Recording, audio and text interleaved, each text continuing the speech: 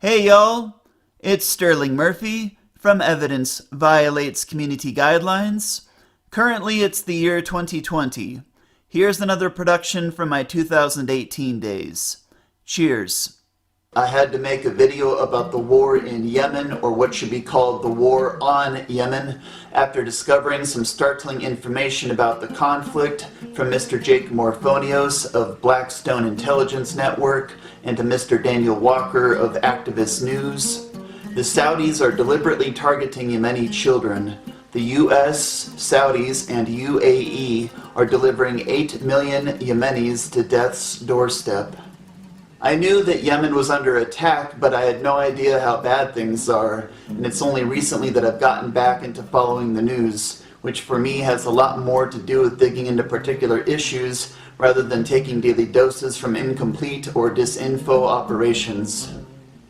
I completed some action steps at StopTheWar.us, which included signing a petition for the US House of Representatives, as well as calling one senator. If my senator thinks my voicemail was overbearing, he ain't thought nothing if he doesn't act on it. I'm also pleased there's a politician in my state who's one of the few federal reps trying to stop US support for the Saudi and UAE war on Yemen. I'd also like to invite you, dear viewer, in joining me by supporting the International Rescue Committee efforts for Yemen. I'm going to read from an article at StopTheWar.us, intersperse my own phrasing and commentary throughout. I hope as we go through it together that you will feel impelled to take action by this video's conclusion. An attack against any innocent person anywhere in the world constitutes an attack on my extended human family. If we don't stand up against such injustice, then we tacitly tell tyrants that human lives aren't sacred, that they may confidently come for ours next, because the world continues to show them that it will abide their abominations. Since March 2015, the United States has supported an Arab military coalition led by Saudi Arabia and the United Arab Emirates in Yemen's civil war. What business would that be of the US, the Saudis, or the UAE? I know the US involves itself in rumors of war, threats of war, and acts of war all over the world all the bloody time, only to ensure that the good guys beat the bad guys. But I still must ask how Yemen's internal affairs became anyone else's external affairs, especially when intervention augurs such catastrophe. The war between Yemen's government and the Houthi rebels has so far killed 10,000, wounded 40,000, and have become the largest humanitarian crisis today. The majority of casualties have been civilians. Do I hear a godforsaken echo in here? The United Nations has stated that US-supported airstrikes carried out by the Saudi-led coalition are the leading cause of civilian casualties. Way to go, United States, with all our domestic affairs in perfect shape since forever ago. You hopped the ocean yet again to behave with aplomb, this time to party with stalwart defenders of human rights like the Saudis and the UAE. Amnesty International and Human Rights Watch have documented that coalition airstrikes have repeatedly targeted schools, hospitals, weddings, public markets, water and sanitation systems, and other vital civilian infrastructure. This sounds like a war against the Yemeni people themselves. The coalition sounds like a bunch of bullies, pussies picking easy targets. Here we are with yet another example of the United States committing war crimes. Don't you get sick hearing the vomitorious eruptus from politicians in the West who talk as if they give 1/4 a rat's ass about Western values, human rights, or the high ground? The high ground of the United States got lost long ago. You might find it somewhere within the buried remains of 1 million innocent Iraqis from the last war on Iraq. Unpunished war criminals continue to collect pensions and kickbacks as justice continues to wail like a waking graveyard. The coalition's destruction of vital infrastructure has created a crisis worse than the one in Syria. Ah, Syria, another success story. Let's pause right now to relish a crucial Trump campaign promise fulfilled. It's time to shake the rust off America's foreign policy. It's time to invite new voices and new visions into the fold. My foreign policy will always put the interests of the American people and American security above all else has to be first, has to be. That will be the foundation of every single decision that I will make. America,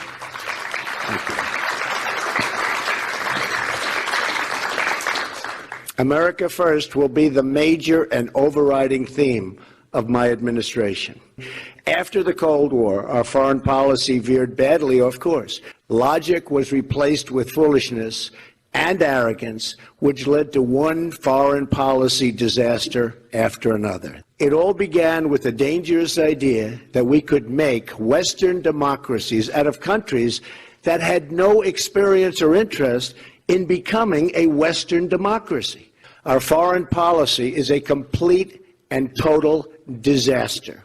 No vision, no purpose, no direction, no strategy. Americans must know that we're putting the American people first again.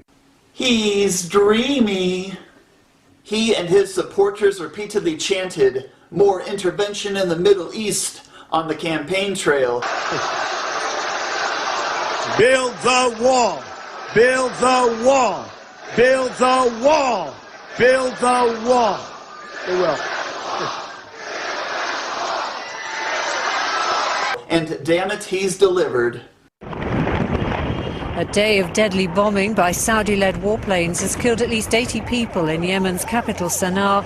The coalition has also used starvation as a weapon of war by blockading and interfering with the delivery of vital humanitarian and commercial assistance, which the majority of Yemeni civilians depend on for survival. Thanks to the war, Yemen has also become home to the largest and fastest growing cholera crisis ever documented. Every 10 minutes, a Yemeni child under 5 dies from starvation or disease. Or bombing. It's time to end America's role in this suffering.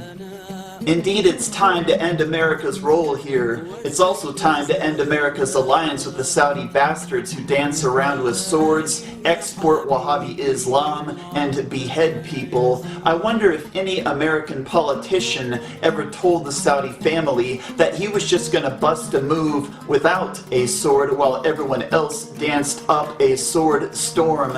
With all due disrespect, oh royal ones, y'all are some creepy people, so I'm gonna set this sword down and groove elsewhere.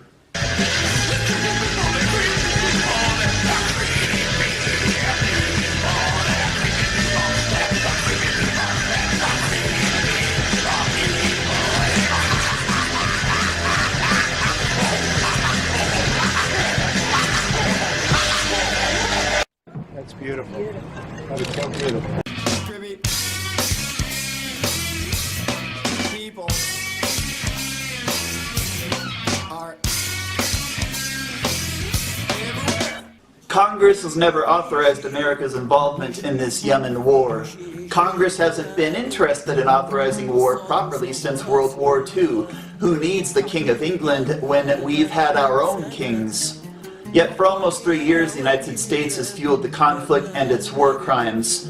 Nothing quite says truth, justice, freedom, democracy, and the American way like starving children to death. Let's pause here and reflect on Bill Clinton starving 500,000 Iraqi children to death in the 1990s.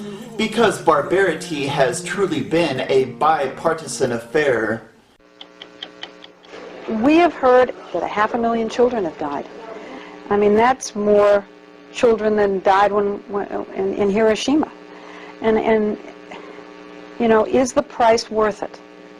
I think this is a very hard choice, but we think the price is worth it. Oh, the 90s.